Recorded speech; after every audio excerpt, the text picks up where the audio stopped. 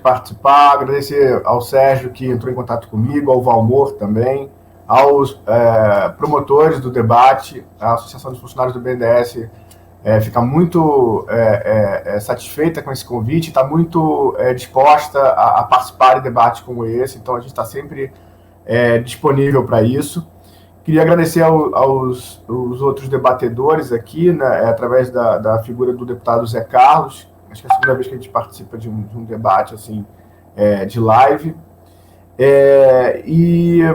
Bom, eu vou, obviamente, me deter aqui na questão do papel dos bancos públicos, vou me concentrar na questão do BNDES, obviamente, né? Já fui antecedido de várias falas aí que trataram da questão do Banco do Brasil, da Caixa Econômica, a questão da coordenação entre esses bancos públicos. Eu acho que o representante da BDE comentou exatamente essa questão, né, de que existe uma divisão do trabalho entre esses bancos, né, cada um cuida de uma esfera diferente. E eu acho que o que eu vou tentar falar aqui é um pouco sobre qual é essa esfera de atuação fundamental do BNDES.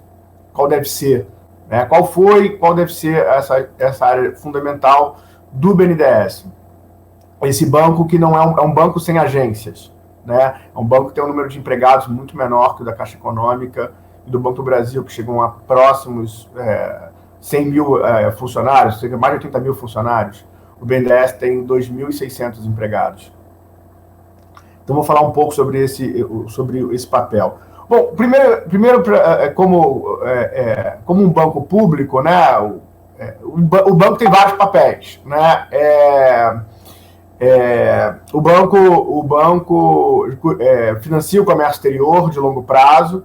O banco tratou de coisas como o Fundo Amazônia, financiamento de cisternas para o Nordeste, todo temas de modernização industrial no Brasil, expansão de indústrias e modernização e compra de equipamentos, a questão do financiamento da infraestrutura. Então, o banco atua em vários setores, né? Sempre com foco no investimento, né? Em todos esses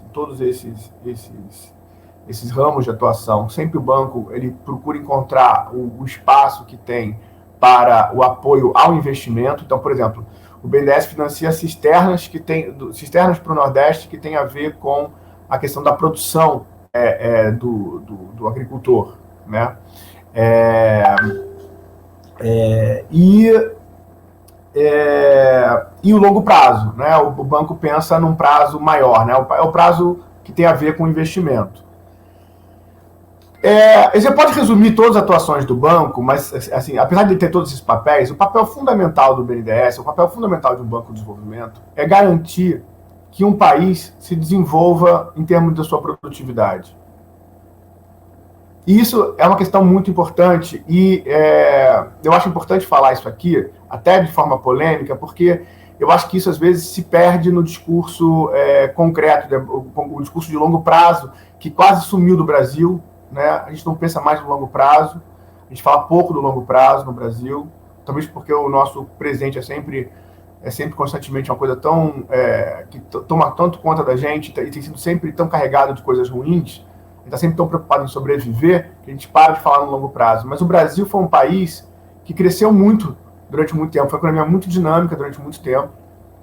Essas condições de dinamismo, elas permanecem, só que elas não têm sido pouco aproveitadas. Então, o Brasil, quando eu estudei economia no início dos anos 90, se falava desse dinamismo da economia brasileira. Hoje, dificilmente alguém pode sustentar a economia brasileira dinâmica, porque os últimos 30 anos foram de crescimentos muito medíocres. Hoje, uma economia estagnada, realmente sem grande perspectiva, sem grandes apostas, sei lá, na visão mundial sobre o Brasil. Hoje é muito rebaixada, muito deprimente.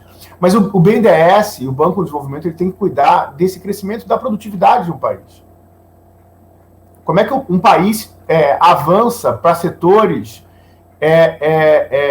por exemplo, saindo da agricultura, indo para a indústria, setores em que a produtividade é maior, da indústria para setores de serviços que cuidam de design, que cuidam de alto valor adicionado, né? A gente está pensando no aumento da produtividade do trabalho, né, ao longo do tempo. Porque isso é fundamental para um país poder crescer de forma sustentável, ou seja, crescer sem ter problema no balanço de pagamentos, né? Empregar sua população, para tudo que um país faz que tem a ver com desenvolvimento, essa produtividade é fundamental. Se você pegar o Brasil e comparar, que é mais ou menos o período de existência do BNDES, você pegar os 30 anos, que vão de 50 a 80, o BNDES foi criado em 52, e pegar um outro período de 90 a 2020, esses 30 anos de 90 a 2020, vamos deixar os anos 80 como um período de transição. 80 a 90 é um período de transição. O Brasil então tem uns 70 anos aí, basicamente, que é a idade do BNDES. Você tem 30 anos de uma economia extremamente dinâmica, de uma economia que tinha que estar presente em qualquer discussão sobre desenvolvimento econômico e crescimento, e o Brasil conseguiu conquistar um parque industrial extremamente diversificado, tá na vanguarda entre os países em desenvolvimento. E você tem uns 30 anos, esses 90 a 2020, em que o Brasil é um país que não sabe exatamente para onde vai.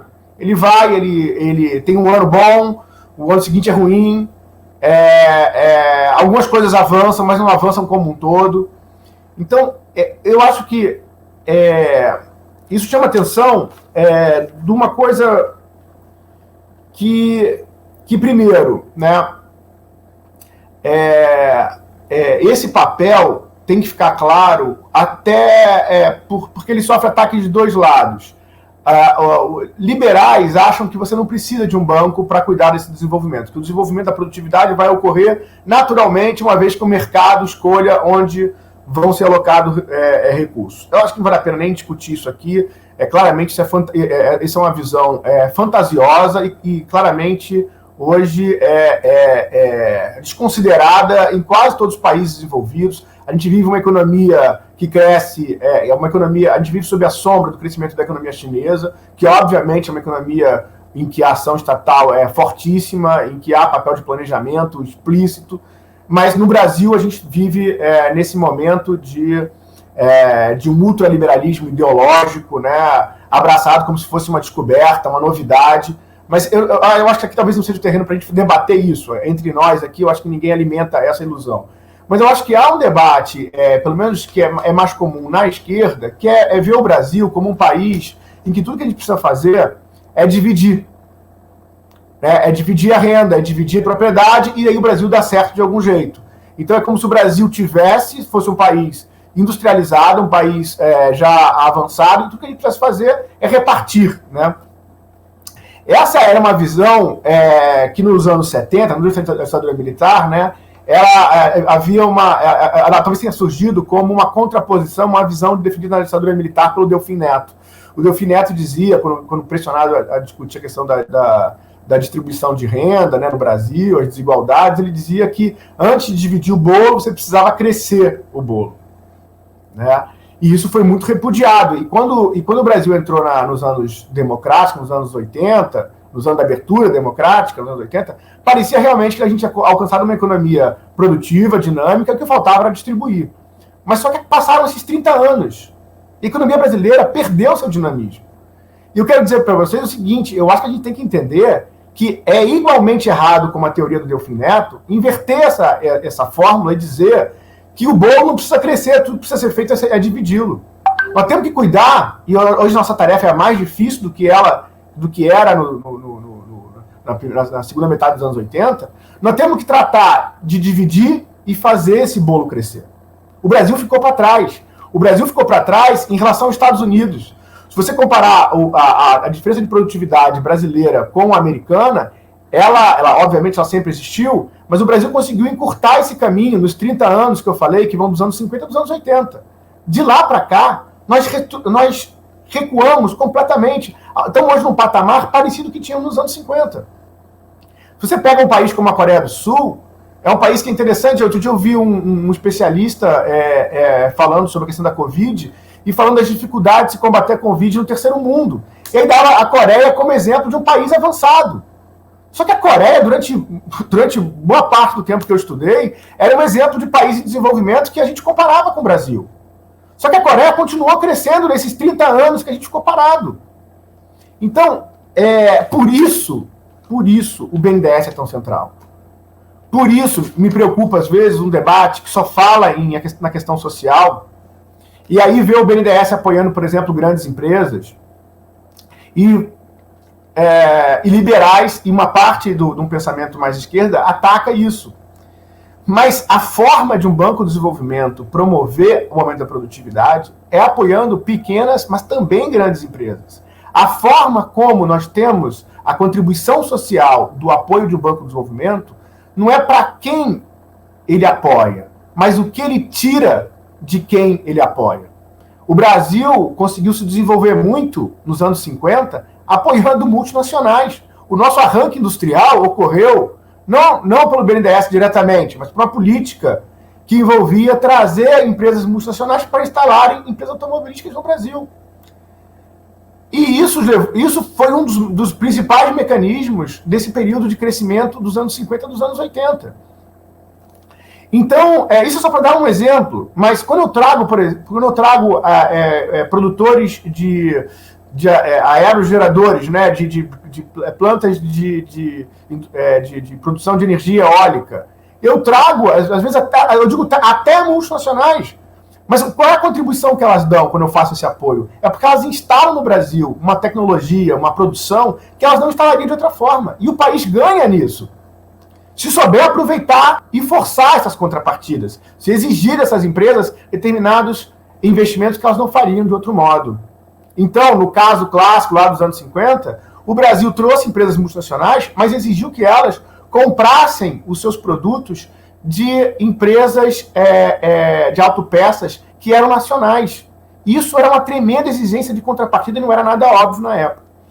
Eu queria, Sérgio, abusar, porque eu gastei meu tempo falando desse ponto mais geral, mas eu queria dizer que, concordar com meus amigos, que o BNDES é a regra, pelo menos no caso do Banco do Brasil, como um banco que está sendo subutilizado nesse momento agora da pandemia. Isso entristece muito os empregados do banco, que sabem que o BNDES poderia ter um papel maior. O banco está agindo, mas muito menos do que poderia fazer. Isso é uma opção deliberada desse governo, que chegou a hesitar, assim que a pandemia se instalou e foi inevitável reconhecê-la, a mover o banco para uma postura mais ativa, mas rapidamente eles retomaram a agenda deles, que consiste em acabar com a carteira da BNDESPar. Então eles estão vendendo a todo vapor, as ações estão na BNDESPar, sem nenhuma política de reinvestimento, ou seja, eles vendem as ações que a BNDESPar, que é esse braço de participações acionárias do BNDES, sem reaplicar em nenhuma empresa isso, e devolver recursos que o BNDES tem para o Tesouro Nacional. Então, assim, nós somos hoje vítimas dessa visão ultraliberal que se instalou no Brasil, é uma coisa completamente anacrônica, e que vê no BNDES e nos outros bancos públicos inimigos, né, que você tem que abraçar e botar uma granada no bolso.